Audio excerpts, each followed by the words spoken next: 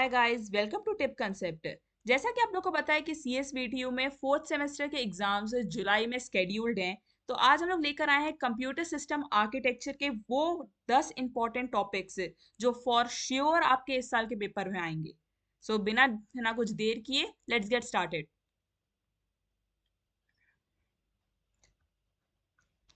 तो पहला टॉपिक जो हम लोग का है ना इम्पोर्टेंट है वो है आपका DMA, डायरेक्ट मेमोरी एक्सेस। मैंने है ना कुछ स्क्रीनशॉट्स भी लगाए हैं यहाँ पे, जिससे है ना आप लोग को ऐसा ना लगे कि हम लोग कुछ भी रैंडम टॉपिक बोल रहे हैं। ठीक है, जो भी टॉपिक यहाँ पे मैं आपको बताने वाली हूँ वो सारे टॉपिक पिछले कई पेपर्स में फ्रॉम लाइक 2014 से लेके 2023 तक कई बार रिपीट हुए हैं। सो बहुत चांसेस हैं कि ये क्वेश्चंस आएंगे ही आएंगे 24 के पेपर में भी। सो DMA उनमें से एक बहुत कॉमन टॉपिक है, जिसमें से कॉमनली आपका DMA टेक्निक पूछी जाती है, DMA कंट्रोलर के बारे में पूछा जा सकता है आपको। ठीक है, और ब्लॉक डायग्राम्स हैं। ठीक, तो यानी मतलब देखा जाए तो DMA आपको ऑल ओवर पढ़ के जाना है, उसी से रिलेटेड क्वेश्चंस पूछे जाएंगे, so ranging from 4 to 7 marks. तो ये आपका पहला टॉपिक हो गया। Then coming to second topic, जो कि है हार्ड वायर्ड या माइक्रो कंट्रोलर। इस टॉपिक के ऊपर भी बहुत फ्रीक्वेंटली क्वेश्चंस पूछे गए हैं। अब आपको लग रहा होगा कि क्वेश्चन कम क्यों इतने। मैंने टाइप ऑफ क्वेश्चंस निकाले हैं, रेदर देन कि मैं एक ही क्वेश्चन बार बार आपको है ना स्क्रीनशॉट में दिखाऊं। इट्स बेटर कि मैं टाइप दिखाना चाहती हूँ कि किस टाइप में क्वेश्चंस आएंगे, जिससे आप डायरेक्टली ये सिर्फ वीडियो देख के इन्हीं क्वेश्चंस के पैटर्न प्रैक्टिस करें और मार्क्स अच्छे ला सकें अपने एग्जाम्स में। इसमें आपको है ना नॉर्मल डेफिनेशंस आ सकती हैं। ठीक है, इनके बीच का डिफरेंस आ सकता है कि हार्ड वायर्ड और माइक्रो प्रोग्राम कंट्रोल यूनिट में डिफरेंस, ब्लॉक डायग्राम। ठीक है, एक न्यूमेरिकल सिर्फ ये एक ही बार पूछा गया था, सो चांसेस कम है कि न्यूमेरिकल आएगा, बट दो एक बार पूछा था, इसलिए मैंने है ना यहाँ पे मेंशन कर दिया कि you can just have a look on this numerical. फिर आ जाते हैं थर्ड टॉपिक के ऊपर।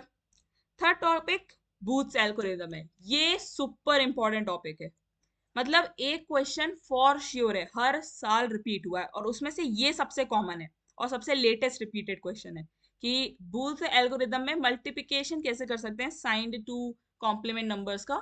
तो ये जो क्वेश्चन है ये बहुत ही कॉमन है। ठीक, बाकी जो न्यूमेरिकल बेस्ड है, जैसे ये एक न्यूमेरिकल बेस्ड हो गया, ये एक न्यूमेरिकल बेस्ड है, ये न्यूमेरिकल बेस्ड है, ये न्यूमेरिकल बेस्ड क्वेश्चंस आपके हो सकता है न्यू भी आ सकते हैं, डिपेंड करता है। अदरवाइज दिस मल्टीप्लिकेशन वाला बहुत कॉमन क्वेश्चन है, ये आता ही आता है। या फिर आपको एक्सप्लेन करने आ सकता है कि बूथ्स एल्गोरिदम को एक्सप्लेन करो या डिराइव करो। ओके, तो ये बूथ्स एल्गोरिदम से रिलेटेड क्वेश्चन है, इस पे एक क्वेश्चन फॉर श्योर आएगा। Next come pipelining. ये टॉपिक बहुत वास्ट है। ओके, और इस पे बहुत वेराइटी मिलती है आपको क्वेश्चंस की। तो let me just go into the variety. ठीक, ये हमारा फोर्थ टॉपिक है पाइपलाइनिंग। पाइपलाइनिंग से आपको है ना अलग अलग टाइप के क्वेश्चंस मिल सकते हैं। ये क्वेश्चन आप इग्नोर कर दीजिएगा, ये मैंने स्क्रीनशॉट लगाते टाइम आ गया था। यप, तो आपको न्यूमेरिकल बेस्ड भी आ सकते हैं इसमें क्वेश्चन। ओके, जैसे ये न्यूमेरिकल बेस्ड हो गया, ये न्यूमेरिकल बेस्ड हो गया। अदरवाइज अगर आपको थ्योरेटिकल देखा जाए तो जैसे एक्सप्लेन 6 स्टेज इंस्ट्रक्शन पाइपलाइन, एक आपको 4 स्टेज भी मिलेगा यहाँ पे। लेट मी जस्ट, यहाँ पे शायद मैंने उसका स्क्रीनशॉट नहीं लगाया है, बट यस एक 4 स्टेज है ना पाइपलाइनिंग के बारे में भी आ सकता है, एक 5 स्टेज पाइपलाइनिंग के बारे में भी आ सकता है। तो ये एक थ्योरेटिकल पार्ट हो गया जो आपको पूछा जा सकता है। पाइपलाइनिंग कैसे होते हैं, टाइप्स हो गए, उसके कंपोनेंट्स वाले क्वेश्चन। तो थ्योरी क्वेश्चंस आप एटलीस्ट प्रिपेयर कर सकते हो if you are not like to good in numerical. But otherwise मैंने न्यूमेरिकल के भी कई टाइप दे दिए, जैसे ये न्यूमेरिकल देख रहे हो आप, 2 पेपर में है ना सेम न्यूमेरिकल है, तो आप न्यूमेरिकल भी प्रिपेयर कर सकते हो। Then coming to our fifth topic. Fifth topic भी बहुत इंपॉर्टेंट है, ऑलमोस्ट हर पेपर में रिपीट हुआ है। इसके टाइप भी बहुत कम है। बेसिकली आपको इंटरप्ट पता होने चाहिए, टाइप ऑफ इंटरप्ट्स पता। टाइप्स ऑफ इंटरप्ट्स में ही आपके क्या आ जाते हैं, 2 टाइप आ जाते हैं। एक होता है आपका डेजी चेनिंग प्रायोरिटी, दूसरा हो जाता है पैरेलल प्रायोरिटी इंटरप्ट। इसको आप नॉर्मल ऐसे प्रायोरिटी इंटरप्ट के नाम से भी आपको आ सकते हैं क्वेश्चंस, और ये हर साल आए। मैंने सारे साल मतलब सारे पेपर्स के ना स्क्रीनशॉट्स नहीं लगाए, बट ये हर साल रिपीट हुआ इंटरप्ट पे एक क्वेश्चन। जो मैंने अभी तक आपको 5 टॉपिक्स बताए वो मेन है, और उससे डेड श्योर एक क्वेश्चन आएगा ही आएगा, एक से ज्यादा भी आ सकते हैं। ठीक है, पर इसके बाद जो मैं आपको 5 टॉपिक्स बताने वाली हूँ उसमें से हो सकता है 2 टॉपिक से क्वेश्चन आ जाए, 3 टॉपिक से आ जाए, पर आएंगे जरूर। उन 5 में से ऐसा होगा ही होगा कि सिर्फ 3 या 4 क्वेश्चन बन जाए उससे। ठीक है, पर ऐसा है कि हर टॉपिक से जरूरी नहीं होगा कि एक क्वेश्चन आए।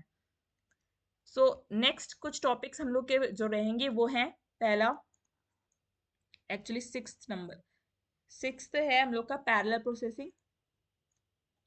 पैरेलल प्रोसेसिंग, पैरेलल प्रोसेसिंग पे अगर मैं क्वेश्चन देखूं तो या तो सिंपल आ जाता है ऐसे, define parallel processing, describe Flynn's classification of parallel processing, okay. या फिर processor level parallelism, how it can be achieved, various techniques आ सकती हैं। अगेन वही, what do you understand by parallel processing, तो ऐसे करके क्वेश्चंस आ सकते हैं आपके पैरेलल प्रोसेसिंग पे। Then coming to seventh topic, वो है आपका वर्चुअल मेमोरी। अब इस वर्चुअल मेमोरी पे सिंपल थ्योरेटिकल क्वेश्चन भी आ सकता है या एक न्यूमेरिकल भी आप एक्सपेक्ट कर सकते हो। प्रीवियस ईयर्स में जैसे यहाँ पे आप देखोगे इसने क्या किया है कि वर्चुअल मेमोरी क्या होती है और उससे रिलेटेड आपको एक न्यूमेरिकल आया, बेसिकली पेजिंग से रिलेटेड आया है। आपको जो भी क्वेश्चन आया ना वर्चुअल मेमोरी, अगर आप पढ़ने की बात करते हो तो आप पेजिंग जरूर पढ़ना, ठीक। तो पेजिंग से आपका एक न्यूमेरिकल आ सकता है।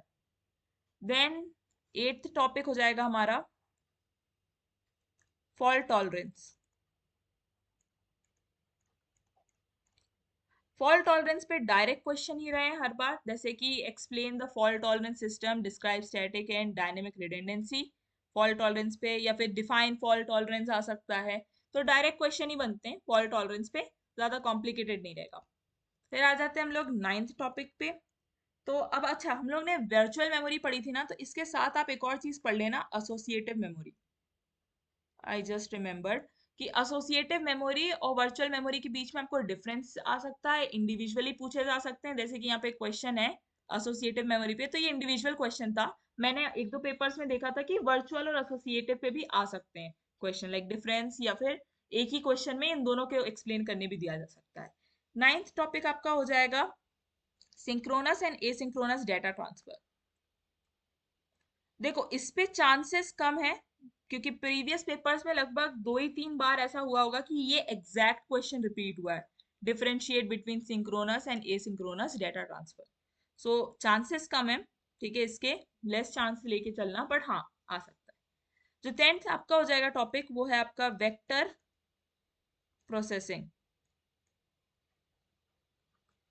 वेक्टर प्रोसेसिंग पे एक तो इंडिविजुअल क्वेश्चन भी आ चुका है पहले वेक्टर प्रोसेसिंग पे, या फिर आपको वेक्टर एंड एरे प्रोसेसिंग पे आ सकता है, या फिर इन दोनों के बीच का डिफरेंस भी आ सकता है। तो आप ऐसे लिख लो, vector processing and array processing. So ये हो गए 5 टॉपिक। ये 5 टॉपिक ऊपर वाले 5 टॉपिक से थोड़े से लेस प्रायोरिटी पे रहेंगे आपकी, मतलब इसे आप बाद में प्रिपेयर करना लास्ट में, ठीक है। पहले उन 5 टॉपिक को प्रिपेयर करना, क्योंकि इसमें से हो सकता है कि एक दो क्वेश्चन ही आएंगे जरूर, बट कौन से टॉपिक से आएंगे ये श्योर नहीं रहता। तो हो सकता है एक दो क्वेश्चन ही आपके आए इन टॉपिक्स में से, या हो सकता है पांचों के पांचों भी एक पेपर में रिपीट हो चुके हैं। So it depends. तो इसको आप लेस प्रायोरिटी देना कंपेयर टू वो ऊपर के 5 क्वेश्चन से। That's it from my side, subscribe for more.